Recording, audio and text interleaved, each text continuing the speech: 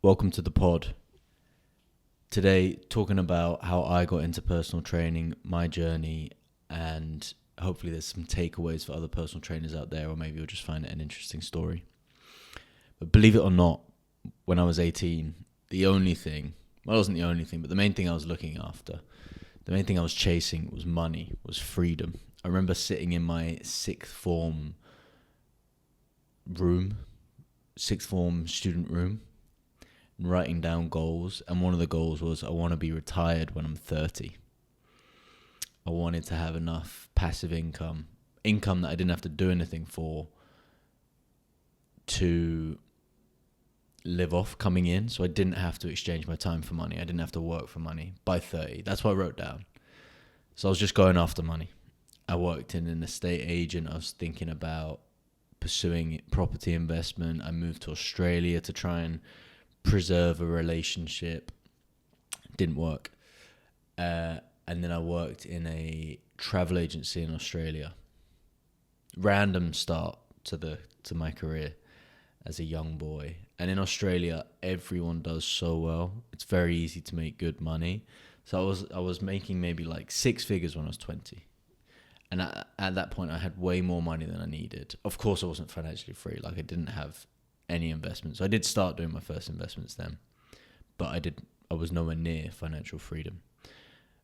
But what I did realize was, even though I was making good money, I had zero purpose and meaning in my job, which for me then was a big wake up, that pursuing just finances, just money, was a bit of an empty pursuit. And not everyone's like this. Some people can just like head down, work through anything, and others need to find purpose. I have this chat with a lot of people actually, particularly some clients as well who have like amazingly powerful, high-paying jobs, and they're like, well, I need meaning. I want more purpose in my job rather than it just being orientated around money. So that's what the realization I came to when I was in Australia. And then I was hunting around, searching for something a little bit more meaningful. And then I went to Sweden, worked in a cafe. I thought about opening a cafe because I love food, love coffee. I started loving coffee back then. And then ended another relationship, big chapter closed, a new one opened. And actually when I was 18, I'd started the personal training level 3 course. I hadn't finished it, but I started it. And when I was in Sweden, I actually started it again. So I opened up the personal training level 3 course and I completed that in, I think, December 2018. And started working as a personal trainer in 2019, February. And I found personal training, honestly, it was through Jordan Peterson's self-authoring program. He has a program where you basically talk about like the ideal outcome 3 to 5 years in the future and the worst outcome 3 to 5 years in the future and what you want your life to look like. It's a great practice to kind of aim at the ultimate and looking at the worst possible outcome. It gives you the carrot and the stick in a way. Pushes you from both ends to pursue something meaningful or really reflect on your life and where you're going. So that's what I did. And I thought personal training is something where I can positively impact people's life by getting them a bit fitter, a bit stronger, a bit healthier if they've never exercised before, hopefully get them to enjoy moving and getting stronger and taking part in physical activity. So that was the idea. That was like, all right, personal training is going to be more meaningful, awesome. Let's get after that. And that was kind of when I first got into it. And then I worked for Nuffield Health for about 10 months. Got pretty busy there in that gym. That was a good experience. Overall, very positive. The clients were amazing. And I always wanted a little bit more. I think in most jobs, the more you progress, the more you become a better problem solver. Generally, a job is there to solve a problem. And as you're a personal trainer, I think you start out and the problem you're kind of solving is getting a few clients and solving their problems. And most of them might be weight loss, or they want to get a bit stronger, or they just want to learn how to lift. And those could be the first initial problems that a personal trainer is trying to solve. In reality, I think most PTs are just trying to survive and get a few clients and trying to learn what that experience is like. I think I was pretty fortunate that I got some amazing clients reasonably early on, and I never had to worry about paying rent, because at Nuffield you're an employee, and I didn't really care about money because I was just working at home, and I'd gone away from like the pursuit of money. Genuinely, I just really cared about trying to find something meaningful and helping others, and I did that. And then I got an opportunity from a friend to go and live with him in Amsterdam, and I was like, all right, I can take a few clients online, support myself, because I'd started studying. So this was a big part of my journey. When I was younger, I was always like, I want to make it without university. I want to kind of be successful without having to get a bachelor's, because I really don't think you need to get one. And you always hear it idealized in a lot of circles, like, oh, this university dropout has made it. So obviously my young ego wanted to do that. But the reality was there was problems with my clients at the times that I couldn't solve, whether it was like pain in the shoulders or pain in the back that we couldn't really get out. We were obviously trying back then just to strengthen the tissues around the pain. I was pretty successful with regards to getting people stronger and building muscle.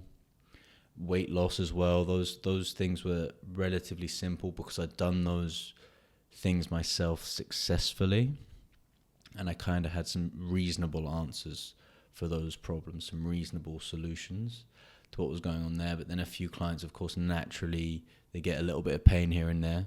So you're like, all right, how can I fix this? I wanted more answers. So I started studying health sciences and sports science with Open University, started doing that online, and it was a lot because I wanted to travel as well. So I had all my clients, I was studying full time, traveling a lot, and then my friend offered me to go and live with him in Amsterdam.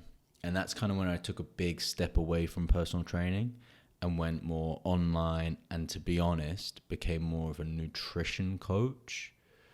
That's when I did my precision nutrition, and nutrition coaching is an absolute different world, because personal trainers, a lot of it, when you're sitting down with a client, a lot of it is like you're there to have a nice conversation with them. You're going to learn a lot about your clients. It's a very intimate situation. Very rare that you'll have an hour one-on-one in a kind of fun environment for both people. It's fun, it's relaxed, you're helping each other improve, particularly the client. You're giving them a lot to help them improve, and they should feel safe, and you build a lot of trust. And because of that trust, there's a deep connection. You will tend to get quite deep with your clients on a lot of like personal issues and things like that. Nutrition coaching takes it to a whole nother level, because nutrition is so wrapped up in our society and our culture, and people use it as a form of therapy. People eat food when they're emotional. It's all wrapped up, and then trying to change behaviors around that, in my opinion, once people understand the foundational knowledge of nutrition, like calorie deficit, understand what macros are, understand their influences on the body, and the fundamental level of that knowledge is not that difficult to understand. Almost every personal trainer can tell you, you need to be in a calorie deficit to lose weight. You need to eat less and move more, which is it's a very simple thing to say and a very hard thing to do. So I was helping people trying to lose weight online, and that was straight up big struggle. Probably something I shouldn't have been doing upon reflection, but we were also doing the training as well, and it was an overall good experience. Nutrition coaching is something I do not love. I much prefer the problem of getting people to move better, get stronger, the physical aspect of it all. Whereas the nutrition, I can help people, I can guide them, I can give them the information, but changes there, I think people need to look internally, particularly if you have a emotional relationship around food, which everyone does. So getting that in order is quite challenging. Generally, you can like just getting things like sleep better, hydration better, and things like that can help improve all your nutritional outcomes, and performance outcomes from nutrition changes. But that's a conversation for another time. That's not what I'm going to dive into here. Here is more about my journey and how I went through this learning process. And so always a lot of my learning was dictated by my training and what I was interested in at the time. So I did a bit of CrossFit, wanted to learn a little bit more about that. I was interested in the sport, Olympic weightlifting, and always had like a bit of CrossFit in the back of my mind. So spent a bit of time in Amsterdam, went to an amazing CrossFit gym there, then moved to Milan, and then went to an amazing CrossFit gym there with some awesome coaches. And I was still coaching a few people online, bit of nutrition coaching, and a bit more kind of sports performance as well. First time I had really like an athlete that I wanted to get better at for rugby, which was again a big learning curve. And the more I learn, the more I understand how little I really know about so many different aspects. So like my opinion on nutrition coaching, it is a lot to do with psychology and behavior change. Some people may disagree with that. That's absolutely fine. I'm by no means any kind of expert on that topic. And it's not something I'm so interested in pursuing currently. Maybe I'll get back to it in the future. But then I remember I had a conversation with a personal trainer who was maybe 10 years further in the industry than me when I was back in England in Field Health, Paddington. And he was like, and I was asking him, I was always asking like, what's your tips for me as a personal trainer? How can I get better as a personal trainer? And he said to me, you need to improve your knowledge of anatomy. And now that is something I would 100% agree with now. I just didn't understand back then what he was trying to say to me. I didn't have the vocabulary, the knowledge, the understanding to pursue that. I didn't even know where to look, to be honest. I didn't have the interest to go down that path. That's come later. But I pursued CrossFit, learned like the knees over toes guy became bloody viral, so everyone was doing his stuff there. My anatomy knowledge got a little bit better. Training, that was the first like deep training system that I learned a lot about. And then Renaissance periodizations, hypertrophy principles, I went deep on those. I have a good understanding of those from their books and their YouTube videos. I went pretty deep there. So hypertrophy, knees over toes training was the two kind of things that I would have said were the first real deep pursuits of knowledge within this fitness strength world. But then after I'd finished my degree and a lot of other distractions within there that I didn't get onto and I won't get onto, but maybe I'll talk about it one time on the pod. After that, moved to Munich for a little bit. Now this was an absolute game changer. So I was in there, as typical me, thought I knew everything because I'd got this like knees over toes guy. So if anyone has problems with their knees, I have the solution because I understand how to train. And it all came from Charles Poliquin, and it was basically like take all the joints through a full range of motion, and you can get anyone out of pain. It's just getting people stronger. And then I also had this hypertrophy knowledge that you'll see in the ebook that I've applied. And it's like, all right, if I combine the knees over toes, hypertrophy principles, and this movement model from the knees over toes guy, there's no questions I can't answer because I've got this get bigger, get stronger, and then move better, become more flexible, improve the muscles and the abilities of the joints through training, and I understand all the exercises, the regressions and the progressions for all of those things.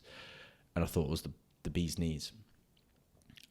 the reality was a lot different to that, because there is so much depth and knowledge to anything. You can become a world expert on sushi rice. You are someone who's been working in a sushi restaurant their whole life from Japan, and the difference between that quality of sushi rice and the Tesco meal deal rice in their sushi, it's a whole world of depth that you can't even imagine. It's a different kind of quality. The quality, the understanding is different. And I would say I was about maybe like Sainsbury's sushi level when I went to Munich. Maybe a little bit higher, but that kind of level of understanding. Whereas these guys in Munich were sushi masters, and they had been exposed to information and knowledge that I wasn't even aware that it existed.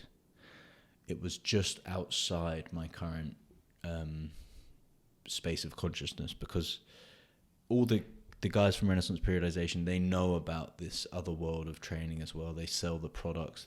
What I'm thinking of is the Rethinking the Big Patterns from Pat Davidson. Huge book. That was the first real textbook I did a deep dive. I've read The Essentials of Strength and Conditioning when I was at university, but it was missing something. So for learning, I think you need a trigger. I think you need a reason. People won't always search for answers. People aren't always ready to learn. And it can be for a variety of reasons. But for me at that time, I didn't have a answer. I didn't have a question that I want answered as much in this area of fitness. I'm always looking to learn, but in a different realm, like of a broader array of topics, because I think it gets harder. The more depth you get on a topic, the harder it gets to find new information to deepen your understanding. But Munich was an absolute game changer. So that they only spoke German in this gym, and all of their content was in German. So I had no idea what I was getting myself into. They just said, you can come in for an internship. I was like, all right, cool. Hopefully this turns into a job. Let's see what the crack is. The gym is super aesthetic. The guys there seem very, very cool. It's a great vibe. But I had no idea what was going on. And the Knees Over Toes guy and Renaissance Periodization, there's nothing wrong at all with their models and their training philosophies and things like that. But what is it, George Bosch, and he's like, all models are wrong, some are useful. And those two models were useful for me at the time. But there is always another level. There's always another model. There's always another aspect of learning that you can dive in a little bit deeper and change your understanding massively. And the basis of models generally leads to the depth of that model. The foundation on which a model is laid upon is absolutely massive for how high that model can get. Sorry for interrupting the pod. I'm just here to advertise the programs. A couple programs in the link in the bio, in the link tree. Hypertrophy program if you want to get jacked out of your nut, and the fundamentals program if you're a bit bored of your training, you want to mix it up, you're fed up of just lifting weights in the gym and you want to come a little bit more athletic. Dive in to the link tree and get involved now. So for example, if you keep asking why, generally you're going to get to maths and physics. If you never stop asking why, that's where you go, and that's probably why the best minds go there, or have historically gone there, because when they're asking questions, that's where they get to this deepest understanding of the universe and of physical products with physics, and then the theories behind it all with maths. That foundation is as broad and as wide as you can build upon. And those initial two models with Renaissance Periodization and knees over toes guy, they weren't built on maths or physics. They were built on our understanding of the body, the human body. Whereas these guys in Germany, they had been accustomed to knowledge that was based on physical principles, that was based more on evolution, on these deeper sciences, and it was an absolute game changer. I didn't even realize at the time, but I was very curious. I was questioning them all, and it took me a while to really understand how much more there was to learn. And that was about 12 months ago, just over 12 months ago. So the first thing I did, read that textbook from Pat Davidson, consumed hours of podcasts. This whole year has been like 20 to 40, 50 hours of learning.